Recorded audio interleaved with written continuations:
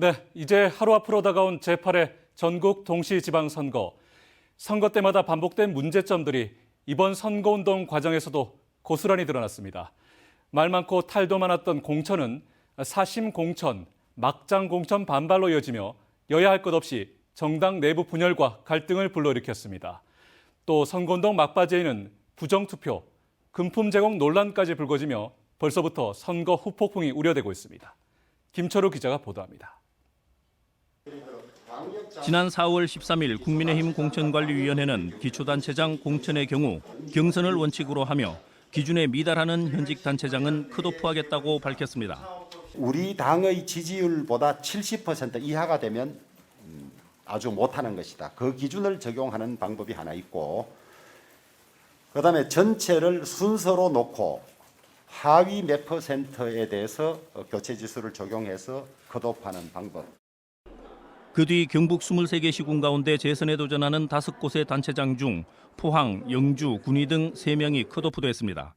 경산, 청도 등 현직 단체장이 출마하지 않는 지역에 경선 없는 단수 추천이 이어지면서 국회의원들의 사심 공천이라는 반발이 거세게 일어났습니다. 결국 국민의힘은 컷오프했던 현직 단체장들을 다시 경선에 참가시켰고, 경선 없이 해당 지역 국회의원이 단수 추천한 지역은 탈당 후 무소속 출마 행렬이 이어졌습니다. 상황은 민주당도 마찬가지였습니다. 민주당 대구시당에는 현역 기초의원들이 경선 기회도 없이 공천에서 탈락됐고, 원칙과 기준이 없는 졸속 공천, 절차적 공정성 훼손 등 비판이 쇄도했습니다. 결국 후보들과 당원들이 반발하면서 적잖은 혼란과 갈등 끝에 무소속 출마가 이어졌습니다. 공천이라고 하는 것이 정당 정치의 가장 중요한 우리 절차인데, 그 공천에 대한 신뢰감이 굉장히 이제 떨어지고, 또 이제 정치 전반에 대한 신뢰감도 떨어뜨리는 그런 상황이 아닌가라고. 곳곳에서 불법 선거운동 논란도 제기됐습니다. 청도에서는 한 후보가 유권자에게 금품을 제공했다며 문제를 제기하자 상대 후보 측이 허위 자작극으로 맞고소해 경찰 수사가 진행되고 있습니다.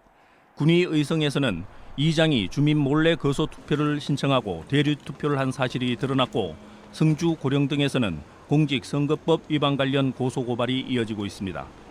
선거가 끝나고 결과가 나오더라도 일부 지역에서 제기된 불법 선거운동 의혹이 사실로 확인될 경우 당선 무효 등 후폭풍이 우려되고 있습니다. 공천과 선거운동 과정에서 말도 많고 탈도 많았던 이번 지방선거는 개운치 않은 뒷맛을 남기고 언제 터질지 모르는 불씨를 나는 채 마무리됐습니다. MBC 뉴스 김철우입니다.